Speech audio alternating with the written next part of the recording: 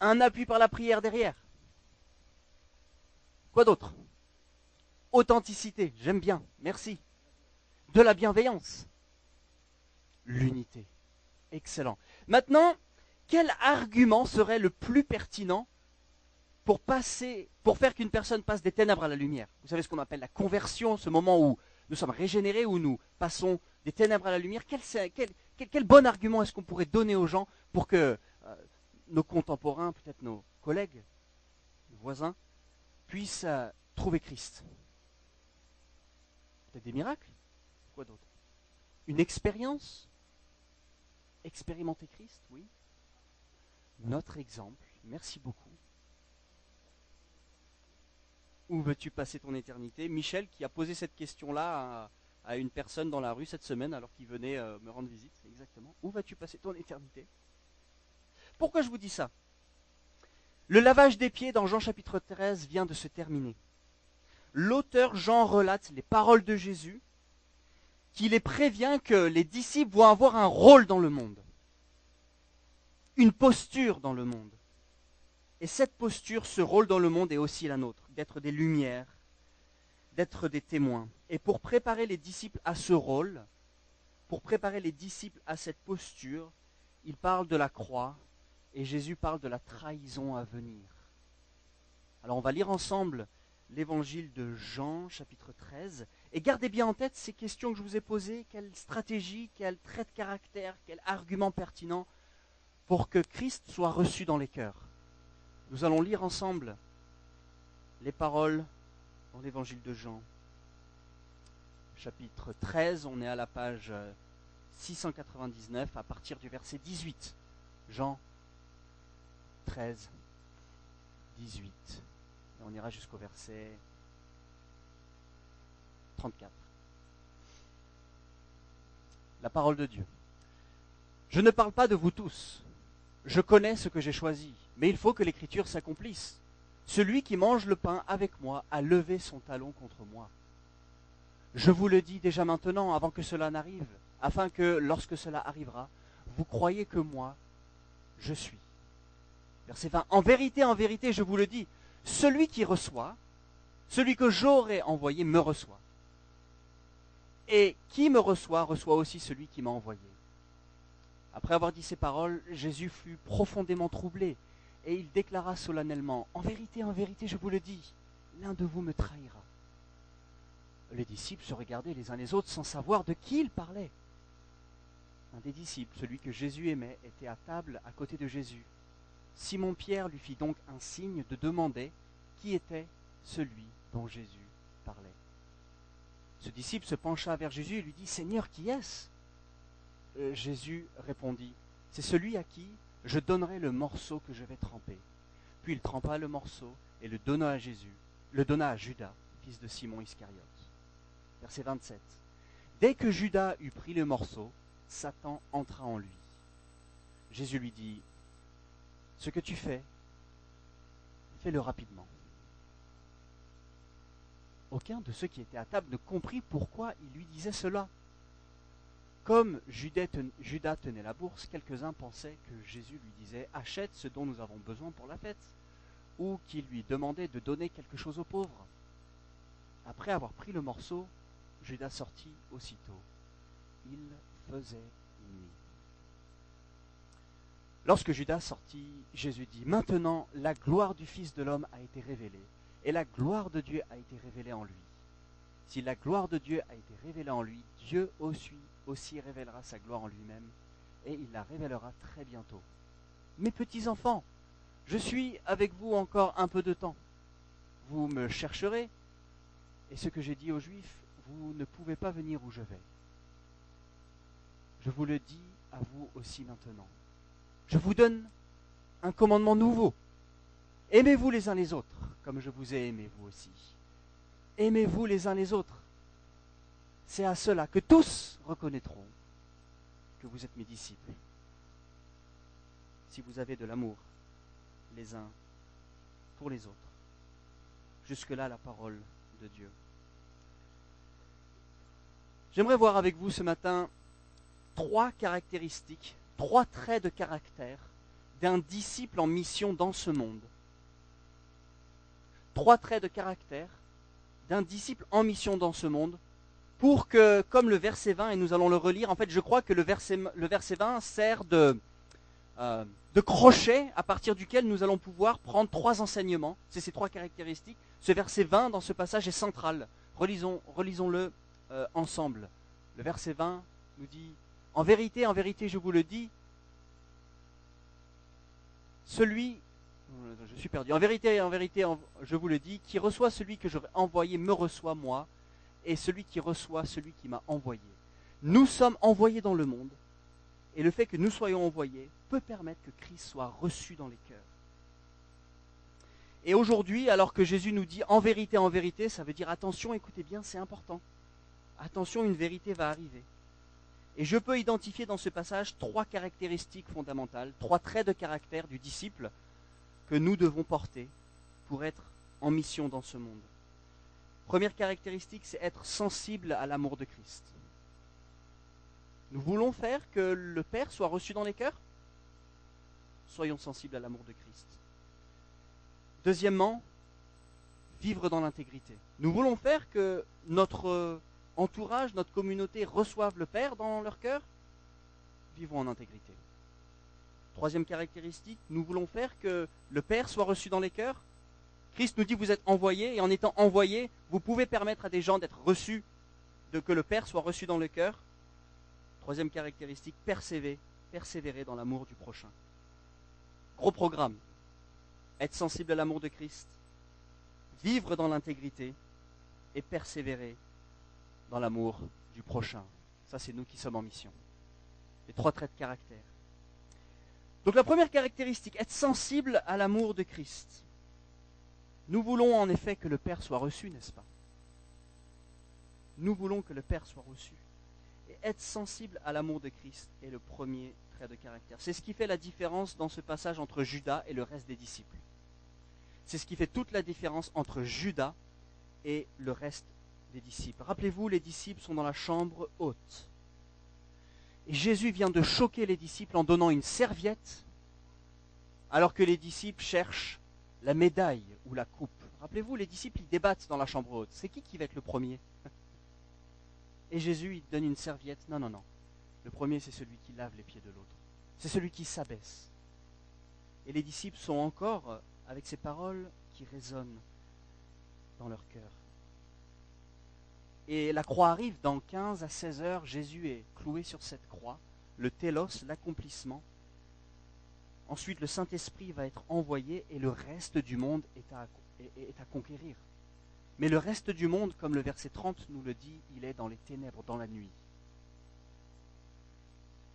Imaginez quelques secondes. Vous êtes dans la chambre haute avec les disciples. Fermez les yeux avec moi. Vous êtes dans la chambre haute. Il y a 11 disciples et vous, Jésus qui est là. Et tout le reste du monde est à conquérir. Et si vous réouvrez les yeux, 2000 ans plus tard, vous voyez ici une salle pleine de disciples d'horizons différents. Vous pensez à la ville de Saint-Étienne, avec les églises, vous pensez à la France qui est atteinte, vous pensez à l'Europe, vous pensez au monde, mais au début, ils étaient que 11. Et Jésus leur dit, attention, vous allez être envoyés. Et le fait que vous êtes envoyés, il va falloir que vous soyez reçus par les gens. Et quand les gens vous reçoivent, c'est le Père qui est reçu. Et ça commence par la disposition de cœur. Pendant 10 ans, j'ai présidé un organisme missionnaire. J'ai conduit une quinzaine de missions court terme en francophonie, en Europe, Afrique du Nord et Moyen-Orient. Et toute la réflexion, c'était d'avoir quelle est la bonne stratégie pour faire une mission efficace, surtout pour qu'on puisse témoigner, avoir les bons arguments, être culturellement en phase avec les gens pour que nous puissions témoigner de l'Évangile, apprendre leur langue, avoir la bonne posture au niveau de l'apologétique culturelle. Mais on voit très bien ici que Jésus a un programme pour nous. Il ne parle pas de levée de fonds, il ne parle pas de conférences, il ne parle pas de stratégie, bien que tout ceci soit important. Attention, on peut avoir les deux en même temps. Il parle de disposition de cœur. Et il nous donne un manuel pratique. Comment tu dois vivre, je dois vivre, en disciple dans ce monde, pour que, alors que nous sommes envoyés, les gens vont nous recevoir et en nous recevant, le Père peut être reçu. C'est le verset 20. Est-ce que vous savez aujourd'hui qu'il y a uniquement 2 raisons pour lesquelles le monde entier n'est pas encore à Christ? Il y a 2 raisons, c'est très simple. Pourquoi est-ce que les gens ne sont pas encore chrétiens? Il y a 2 raisons qui s'offrent à nous. Raison numéro 1, ils n'ont encore jamais rencontré de chrétien. Raison numéro 2, ils ont rencontré un chrétien. C'est ça, hein? Soit ils n'ont jamais rencontré de chrétien, soit justement, ils ont déjà rencontré un chrétien. En d'autres mots, vous et moi, nous pouvons aider une personne à venir à Christ, ou nous pouvons l'empêcher ou la gêner à venir à Christ. On peut entraver le parcours spirituel d'une personne pour venir à Christ, ou nous pouvons faciliter. Je ne veux pas gêner, je ne veux pas entraver une personne à venir à Christ. Je veux faciliter son parcours vers la croix. Voilà pourquoi il y a nécessité de ressembler aux disciples et pas à Judas. Voilà pourquoi il y a nécessité, premièrement, d'être sensible à l'amour du Christ. Et verset 18 au verset 30, Jésus multiplie les relances d'amour. Verset 18 au verset 30, Jésus multiplie les relances d'amour. Au verset 21, on lit que Jésus est profondément troublé. Mais qu'est-ce qui le trouble? C'est pas la croix qui le trouble. C'est pas l'agonie d'être séparé du Père qui le trouble, du moins pas encore. Qu'est-ce qui trouble Jésus au verset 21? La trahison. Il est troublé par une personne. Il est troublé par Judas, par un traître. Et Jésus, que fait-il? Il multiplie les preuves d'amour vis-à-vis de Judas comme ses disciples. Regardez avec moi au verset 5, un peu plus tôt du chapitre 13, il lui lave les pieds. Abaissement vis-à-vis de son prochain. Et il savait qu'il allait le trahir. Verset 10, Jésus avertit Judas, tu n'es pas pur. Nous apprenons dans notre passage que Judas est à sa gauche et c'est une place d'honneur. Il l'a mis proche de lui. Il l'a pas mis en face de lui, vous savez, ces réunions où vous vous mettez loin pour justement éviter et vous sentez que c'est tendu. Non, il l'a mis proche de lui, comme une place d'honneur pour le gagner. Et il lui a donné un morceau de pain. Alors, la distance culturelle et historique que nous avons avec le temps de Jésus nous permet des fois de ne pas tout à fait comprendre, mais donner un morceau de pain, ça signifie une amitié spéciale. Et Judas était l'ami idéal, c'était un acteur parfait. Si on relit les évangiles, on apprend que Judas était d'une classe sociale un peu plus élevée que le reste des apôtres. Il n'était pas de Galilée, il était de Kériote. C'est un coin qui est bien plus chic. Il y a un docteur en théologie qui disait que Judas était le gentleman des enseignants. C'était celui sur lequel on regardait pour vérifier si l'information était bonne, vous savez. Il avait tous les codes. C'est celui qui se levait quand il fallait se lever pour chanter, celui qui s'abaissait quand il fallait s'abaisser pour chanter, celui qui avait la bonne prière, les bonnes paroles. Il savait aussi comment manipuler les responsables. Et Jésus relance, multiplie les actes et les preuves d'amour vis-à-vis de Judas. Mais Judas est insensible, entièrement responsable de son péché. Il est insensible à l'amour du Christ. Et on voit que quand il part, au verset 30, il part dans les ténèbres, dans la nuit. C'est fort que Jean a noté, il part dans les ténèbres. La chambre haute devait être un lieu assez spécial, et Judas part dans la nuit.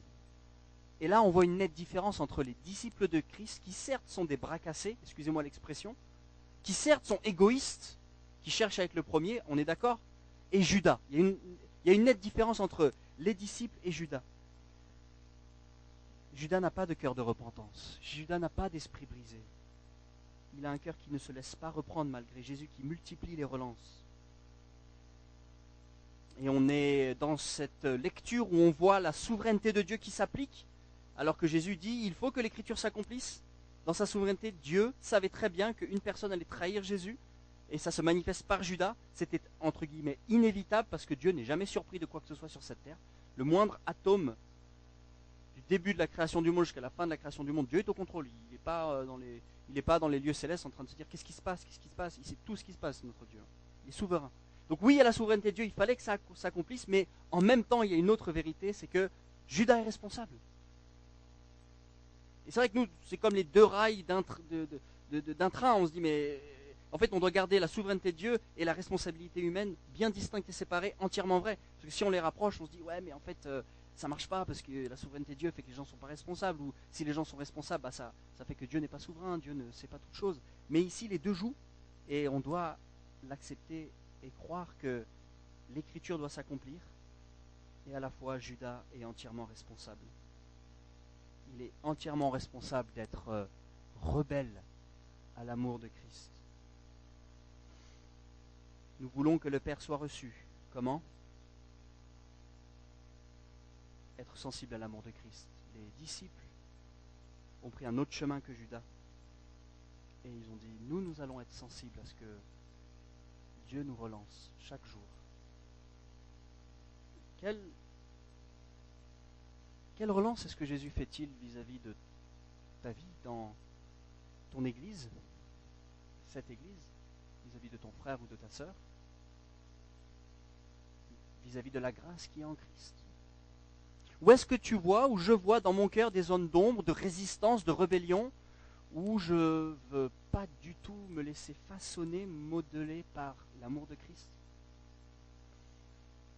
Et rappelons-nous, nous voulons que le Père soit reçu, et nous sommes envoyés. Et si les gens nous reçoivent, le Père est reçu. Et la première caractéristique, c'est justement d'être comme les disciples, de dire, Seigneur, je ne veux pas être insensible à l'amour de Christ. Je veux me laisser façonner, me laisser briser des fois. Parce que nous savons très bien, nous avons ce logiciel en nous qu'on appelle le péché qui gangrène nos vies. Et même si nous sommes nés de nouveau grâce à la croix, nous marchons en vie nouvelle de repentance où on doit venir vers le Père pour dire « Ah, j'ai encore eu le coup raide ». Être sensible à l'amour de Christ, c'est la première caractéristique. Deuxième caractéristique que Jésus nous donne pour pouvoir être envoyé dans ce monde et que le Père soit reçu, elle se trouve dans l'attitude de Jésus, cette caractéristique. Elle n'est pas explicitement en enseignement. Par contre, je trouve que Jésus a une attitude qui, moi, m'enseigne et me reprend, du moins largement, et j'aimerais la voir avec vous. Être intègre, vivre dans l'intégrité, surtout avec ses paroles. Vivre dans l'intégrité, surtout avec ses paroles.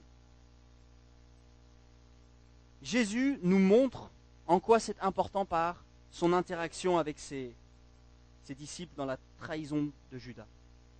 Est-ce que vous voyez l'angle mort dans ce passage? Presque la situation comique du verset 21 au verset 26. Est-ce que vous l'avez saisi, ce qui se passe?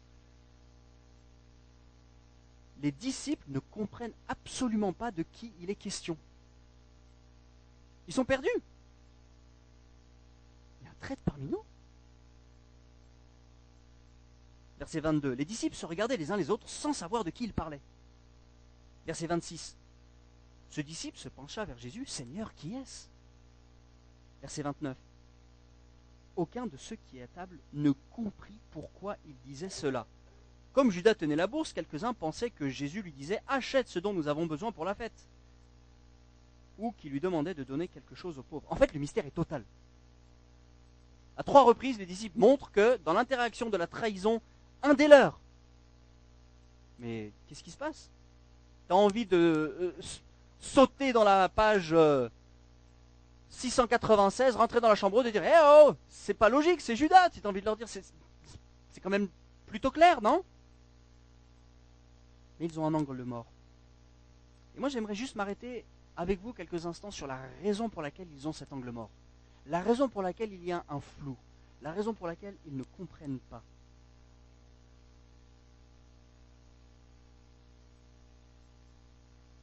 Jésus est intègre et il veut encore gagner Judas. 2 petites secondes, je vais demander à ma fille.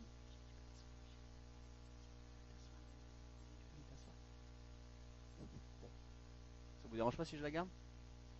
Ok. Faut juste pas oublier ce que je dis. Jésus est intègre et il veut encore gagner Judas.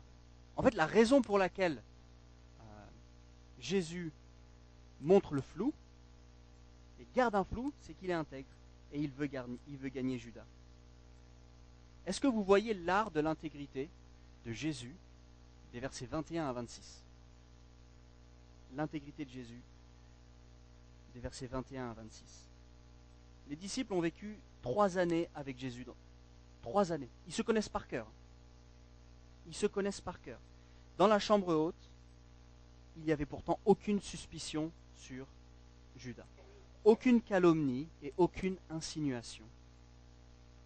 Si Jésus avait donné des signes, des clés, des pistes de lecture comme une devinette pour que Judas soit démasqué, alors il y aurait eu un lynchage.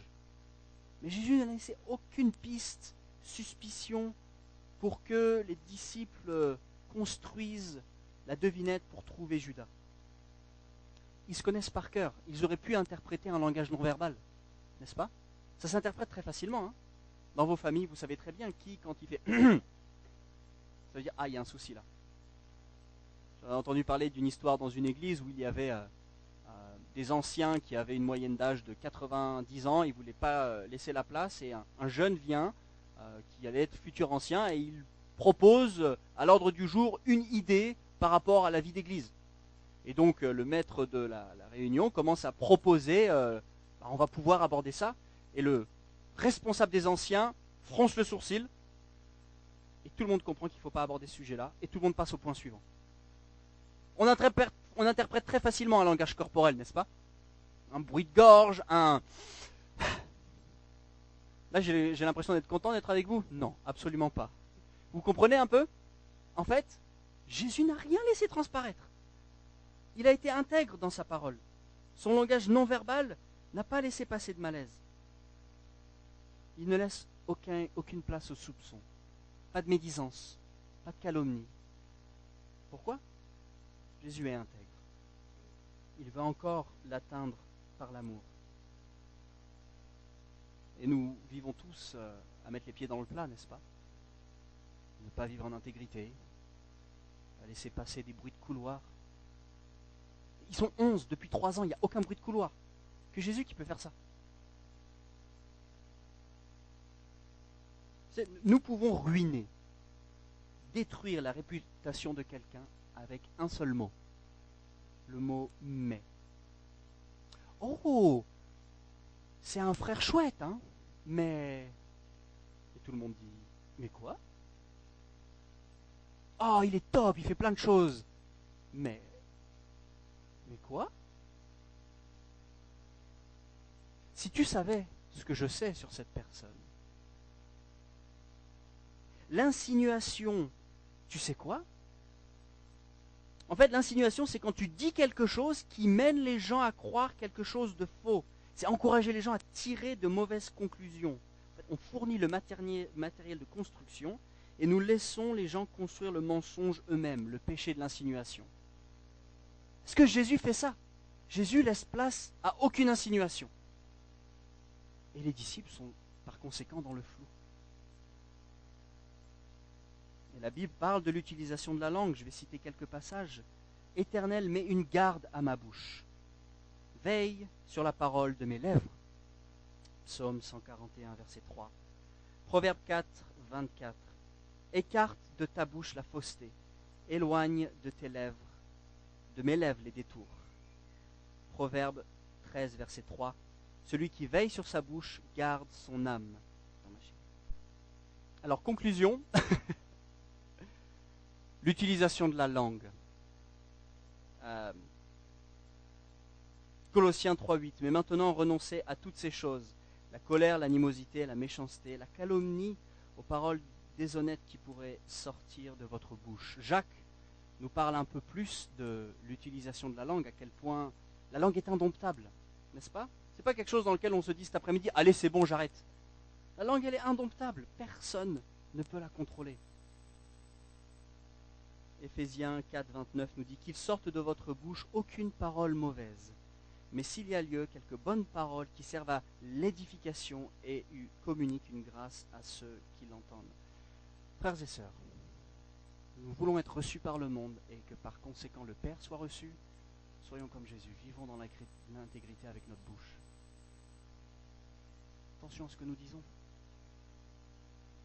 Et peut-être que tu vis en ce moment avec quelque chose qui te ronge, une colère, une anxiété, et ça se traduit par des paroles. Et bien la bonne ou la mauvaise nouvelle, c'est que tu portes cette colère et cette anxiété. Et elle ronge de l'intérieur. Et j'ai été là, j'ai été dans cette situation où quelque chose d'injuste m'est arrivé, un truc injuste m'est arrivé mercredi, ça m'a rongé toute la soirée.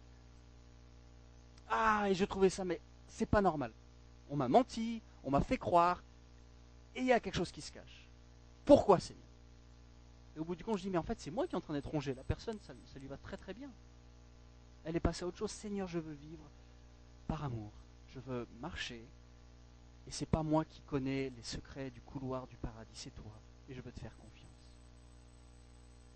Que nous puissions vivre, deuxièmement, en intégrité avec notre langue. Surtout quand on est dans des situations difficiles.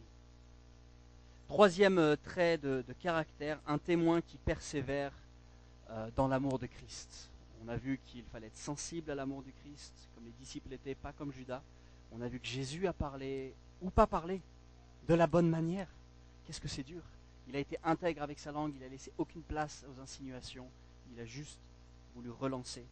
Troisièmement, un témoin qui persévère dans l'amour du prochain. Il y a deux mouvements dans ce texte. Si vous regardez du verset 18 au verset 30, c'est un peu lourd. On a Jésus qui est tendu, on a Jésus qui est chargé. Et à partir du verset 31, il y a plus de légèreté. Jésus dit, mes petits enfants, il les invite. Dans cette légèreté, Jésus va nous laisser un commandement qui détonne. Il dit quoi? Ce commandement nouveau, c'est aimez-vous les uns les autres comme je vous ai aimé. Vous aussi, aimez-vous les uns les autres. C'est à cela que tous reconnaîtront que vous êtes mes disciples, si vous avez de l'amour les uns pour les autres. Un témoin qui persévère dans l'amour du prochain permettra que le monde identifie à qui nous sommes et facilitera la réception du Père dans les cœurs. En fait, il y a un mouvement. Le mouvement, c'est quelle posture avoir. Il faut être un disciple comme Jean et pas un disciple comme Judas. Il ne faut pas résister à ce que Dieu dit. Quelle intégrité il faut avoir comme Jésus dans nos relations interpersonnelles, pas médire. Troisièmement, il faut obéir à ce commandement d'aimer son prochain comme soi-même. Il y a quelques années, en Belgique, il y avait une grosse crise dans le milieu évangélique. Les efforts d'évangélisation allaient nulle part. Il n'y avait pas d'église qui grandissait, les églises étaient en train de mourir. Et le responsable de la mission évangélique belge, Johan Lucas, commença à réfléchir. Il s'est dit, comment on va faire pour faire que l'évangile perce, pour que le Père soit reçu? On n'y arrive pas en fait. Il y avait un catholicisme bien implanté, il y avait des oppositions des sectes, et les gens étaient imperméables à Christ. Ils ne voulaient pas de Jésus. Mais comment on va faire? On a tout essayé. On a essayé par la porte, par la fenêtre, par derrière. Et il a été conduit dans les Écritures à ouvrir sa Bible dans l'Évangile de Jean chapitre 13. Et quand il a lu ce que Jésus a dit à ses disciples dans ces passages-là, il s'est dit, on va faire quelque chose. Il a rassemblé un groupe de chrétiens très hétérogènes, différentes nationalités. Ils ont loué une maison pour vivre ensemble. Et comme toute personne qui commence à vivre ensemble et qui est habitée par le péché, les tensions ont commencé à naître, les différences de compréhension, les péchés les uns vis-à-vis des autres. Et il a mené les gens à prier, à se supporter, à se pardonner. Et les gens ont réussi. Au bout de quelque temps, il est sorti avec ces gens pour justement aller témoigner de l'évangile. Et le fruit et le résultat fut assez frappant dans la communauté. La communauté les a identifiés comme les gens qui s'aiment les uns les autres. Mais ceux qui nous font ça, c'est les gens qui s'aiment les uns les autres. Parce qu'en fait, le défi, c'est pas de vivre ensemble sans aucune tension. Ça, c'est impossible. Le défi, c'est de vivre ensemble et de vivre malgré les tensions. Ça, c'est difficile. Et par défaut, nous sommes égoïstes et on reste entre nous. Les sportifs restent avec les sportifs, les profs avec les profs, certaines personnes de rang social avec certains rangs sociaux. Et là, notre Dieu nous dit de nous aimer les uns les autres. Comme Jésus nous a aimés. La mesure de l'amour est différente. Il nous dit de nous aimer comme Jésus nous a aimés. Et c'est déjà difficile, je ne sais pas vous, d'aimer son prochain comme soi-même. Alors imaginez l'aimer comme Jésus l'a aimé. On se dit, mais Seigneur, j'ai vraiment besoin de toi. Et c'est là où on est face à la croix, face à la grâce, face à notre incapacité de dire Seigneur, j'ai besoin de toi. Je sais que je ne peux pas le faire. Et je veux absolument confesser que j'ai besoin de ton Saint-Esprit. Et viens créer en moi cet esprit bien disposé. Alors persévérer dans l'amour, ça veut dire quoi? Ça veut dire chercher la réconciliation. Ça veut dire travailler vers cela. Ça veut aussi dire avoir des conversations difficiles d'amour et de vérité. Ça veut aussi dire pardonner ceux qui nous ont offensés. Dans notre cœur, se dire en fait, je ne veux pas tenir quelque chose contre mon frère ou ma soeur. Je ne veux pas vivre, méditer, ruminer quelque chose qui a été fait contre moi. Et comme on l'a vu, notre langue va nous trahir. De toute façon, c'est très simple. C'est un des arguments les plus forts pour l'évangile. En fait, c'est même pas pour nous, en fait, c'est pour la gloire de Dieu. Rappelons-nous, il y a 2 raisons pour lesquelles le monde n'est pas encore chrétien. Soit ils ont rencontré un chrétien, soit ils n'ont pas encore rencontré un chrétien. Et c'est vrai que nous voulons être des facilitateurs. Parce que ça crée dans les gens le désir de vouloir en savoir plus sur c'est qui le roi des rois. Mais il y a un petit mais. Ou alors, j'ai pas envie qu'on soit naïf dans cette persévérance de l'amour de Christ. J'ai pas envie qu'on soit naïf. Qu'est-ce qui se passe quand on a un souci relationnel qui a été trop loin? Un abus à notre rencontre. Une colère, une médisance, des insultes, une relation toxique. Qu'est-ce qu'on fait? Ah mais je suis un paillasson, je laisse faire, c'est ce que Jésus me dit de faire. Est-ce qu'on va jusque-là? Je pense que notre Dieu nous enseigne dans Romains chapitre 12 en disant « S'il est possible, autant que cela dépende de vous, soyez en paix avec tous les hommes. Ne vous vengez point vous-même, bien-aimés, mais laissez agir la colère, car il est écrit « À moi la vengeance, à moi la rétribution, dit le Seigneur. » Qu'est-ce que ça veut dire? Nous sommes tous encouragés et même ordonnés à persévérer dans l'amour. Pourquoi? Pour que le monde reconnaisse que nous sommes les disciples de Christ. C'est un souci d'unité, c'est un souci aussi même de bien-être dans notre cœur, c'est un souci que Christ soit glorifié. Mais qu'est-ce qu'on fait quand il y a une relation toxique, des abus? Je pense que notre Dieu nous dit, le combat se fait dans notre cœur. On n'est pas obligé de repartir en vacances avec des gens qui ont été toxiques vis-à-vis de nous. On n'est pas obligé d'être les meilleurs amis. Des fois, il y a peut-être des distances à prendre. Oui, c'est pas mal. Il y a peut-être même changer d'église s'il y a vraiment une toxicité ou quelque chose de grave qui est fait. Couper les ponts, prendre ses distances. Par contre, la chose où Dieu nous dit ne négociez pas, c'est la disposition de cœur. Vous, dans votre cœur, vous voulez être en paix avec les uns et avec les autres. Si eux sont en colère contre vous, si eux vous font du mal vis-à-vis de vous, peu importe, ils le porteront devant Dieu. Et Dieu nous dit, c'est moi qui mettrai la vengeance. Dans ton cœur, sois intègre. Ne laisse pas le mal, le diable, agir dans ton cœur. Tu ne veux rien entre toi et ton frère. Et c'est dur, n'est-ce pas?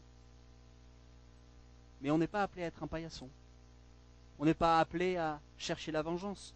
On est appelé à venir devant Dieu, à dire, Seigneur, je vois que ça rumine en moi, mais je veux persévérer dans l'amour, je veux prier pour cette personne, et je veux quand même avancer en tant que disciple.